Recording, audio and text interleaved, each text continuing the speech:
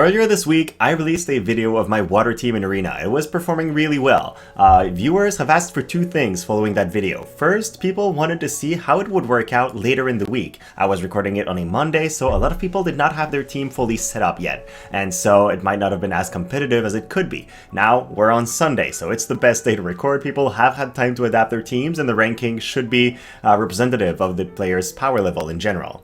The second thing people asked was, how would these units perform at a higher level? So I made a couple changes. I've managed to finally get my S.Elsie to 120, which means she unlocks her ability as well. And while Titus isn't 120 himself, I did do the last EX upgrade, so now he has access to Jack Shot, which he did not have before. So these are the major changes to our squad.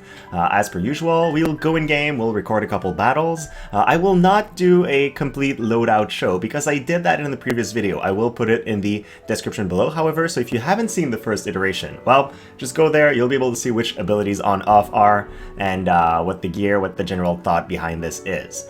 So with that said, guys, let's go in game and find an opponent. So let's begin with something truly disgusting. Triple cost 100 units. Now their team is going to hit crazy hard because they have Chimera. They're also going to be fairly evadey, so some attack resistance, some evasion, magic resistance on their dark units. The King Mont is probably just there to soak a little bit of damage. If he uses his TMR, we'll be in a bit of trouble because most of our own damage is in the form of AoE attacks. So that really could screw us over, but hey, I guess we'll see. There's not much else that we can do. So let's hop in, and then what could really be troublesome is either Moore getting one-shot by the enemy Duane, or Black Witch Helena one-shotting our S.Elsie. So we need to survive well enough to get all these factors not to happen. The second we start attacking, we will kill them very quickly because we have crazy damage. So it's not that bad, we really just need these factors to align. I'll also switch it to a 1.5 times speed, because that feels a bit more entertaining to me. So there we go. Oh, I think I have abilities turned off too. So that's going to be a bit of a boring fight. I'm going to adapt that for the second fight. But here we go. We've killed Duane before he could do anything, so that's pretty good. Then we have Cheer on, and Moore is in front, starts hitting the enemy Black Witch, but does not kill. Now, we get a bit of slash resistance down right there, and oh my gosh, the enemy Black Witch barely survived that hit, so she will have time to hit us. S.Elsie still manages to survive, but the 20 AP drain was pretty bad on Moore. Still though, we take them out, and there we go. Now that's pretty funny. It seems like a lot of people are running King Mont with Chimera alongside Black Witch and Duane. So let's just do that. Maybe somebody showed that build in a video, I don't know. But let's queue in. That'll show us whether that was a bit of a fluke or we can reliably pull it off. The first battle was nowhere close, right? We didn't have anybody die, but I feel like the enemy Duane really gave us the win by closing it too early on our team. Maybe that won't happen this time. So, King Mont uses Revitalize, perfect. Black Witch gives herself a barrier, which I'm not a fan of, that really helps her survive for a long time. And this time, the enemy Duane seems to be in the back, so I think we'll be encountering King Mont first. That's not good, because King Mont is not a big threat for our team, but Duane really is. So if we bust everything we have on King Mont and then end up not having our AoE attacks for Duane, we could see a pretty bad scenario.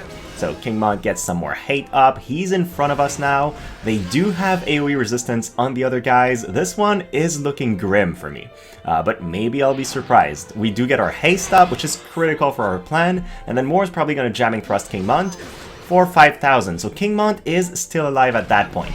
Takes a Love Geosimulation and go down. Can the enemy team reach us from there? If the Black Witch can't reach us, we'll be fine, because we'll just kill her before she attacks. I think that's what's going to happen. So she takes the Astral Guidance, and then thanks to the haste, S.Elsie is going to go again before Duane goes. That will allow us to build a chain on top of the Moore LB, but look at how magic resistant the enemy Black Witch is. She takes that hit really well and survives. Now, I do think that might be able to kill Duane, but I don't think it's going to kill the Black Witch. Looks like I was wrong though. Even through the barrier, the combo of these two hitting one after the other does take out the enemy team. There we go.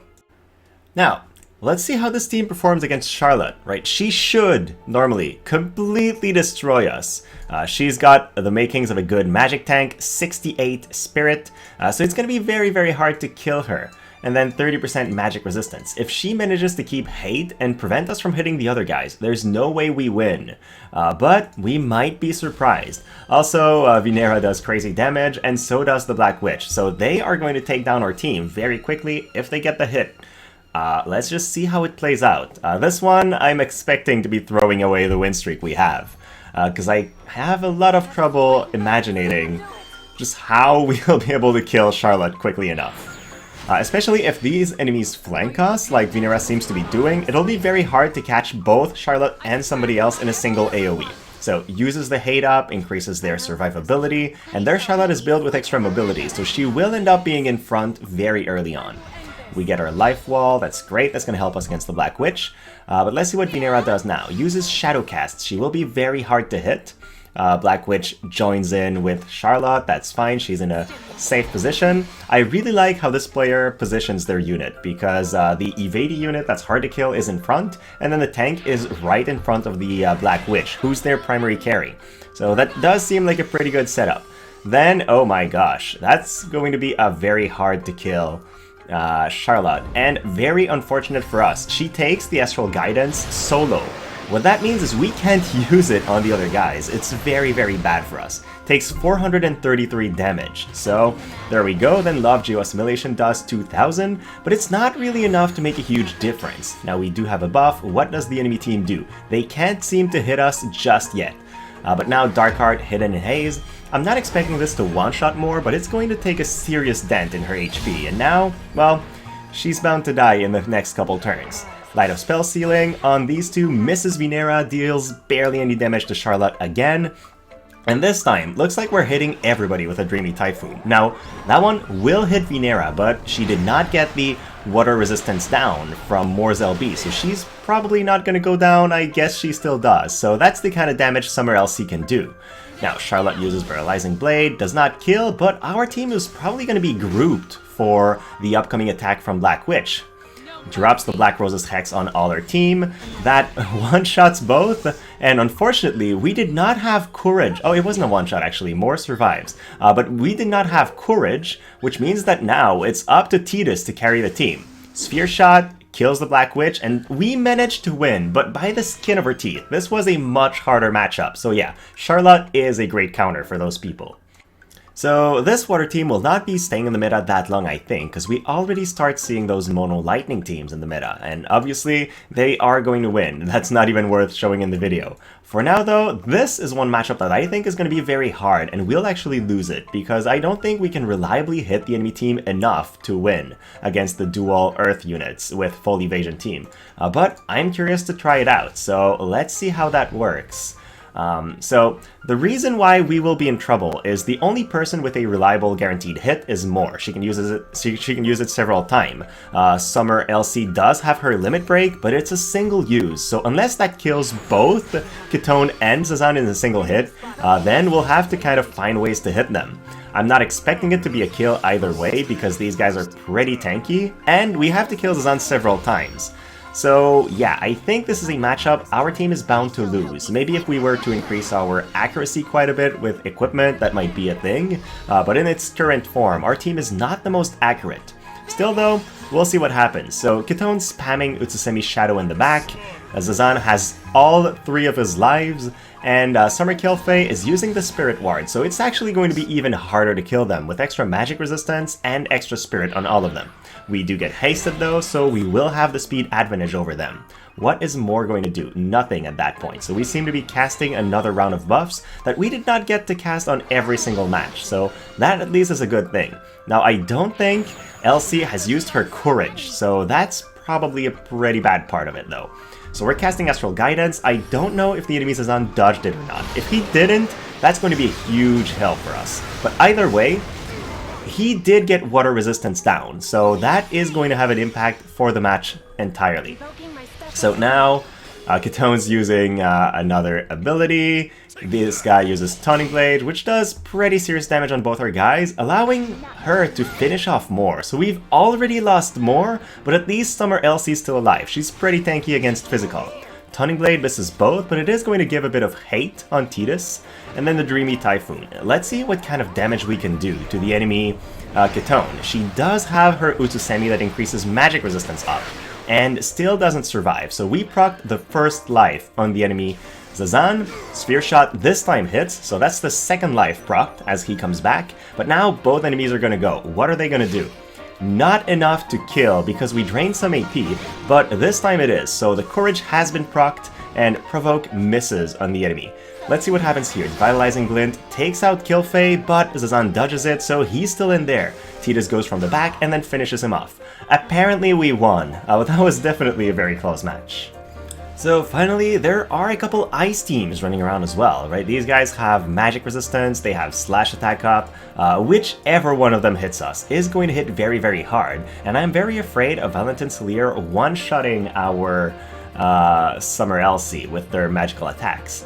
But let's see. So far, I've ran this matchup 3 times, and I've never lost it once, but it's always very close. So I feel like it just takes a little tweak to the AI, or a little bit of bad luck, and then we might lose. Well, let's see what happens. We do get our first cheer, that's fine. These enemy, oh, they use Keen Blade, so we might not have the chance to use all the buffs we want. Let's see what Velric does. Seems to be rushing towards us. They have Kai Barrier on Valentin Salire like she usually does.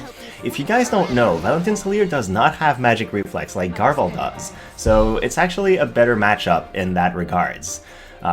Okay, Gilgamesh chooses to go for the haste on Velric. This guy is going to be as fast as our team, and that's definitely not good. Uses Midlight Wall. Now that's a physical shield, so it's not too bad against us. They both have physical shields. Oh, that girl has Shell though. I'm not a big fan of that. Let's see, so Haste guy, we do get our agility up. Well, haste. And then Moore is probably not in range to hit, so we are going to take the first hit from the enemy team. That is definitely not a good scenario. Ideally, I want to be the one hitting first. Let's see what happens now. Gilgamesh casts Haste again, probably on Valentin Salire, and Maiming Slash does a ton of damage on Moore. Definitely not great. Then Tuning Blade does not that much on Velric, so yeah, so far pretty hard. Oh no, that was a Quicken, so for some reason Gilgamesh did not use Haste on anyone else. I guess they're set up so that they're protected against it by CT Nullification. That was a very interesting setup. Now Cross Discharge finishes Tidus, and we are definitely losing that. The Quicken lining up was a very interesting strategy that I haven't seen before, so that's a pretty badass enemy team.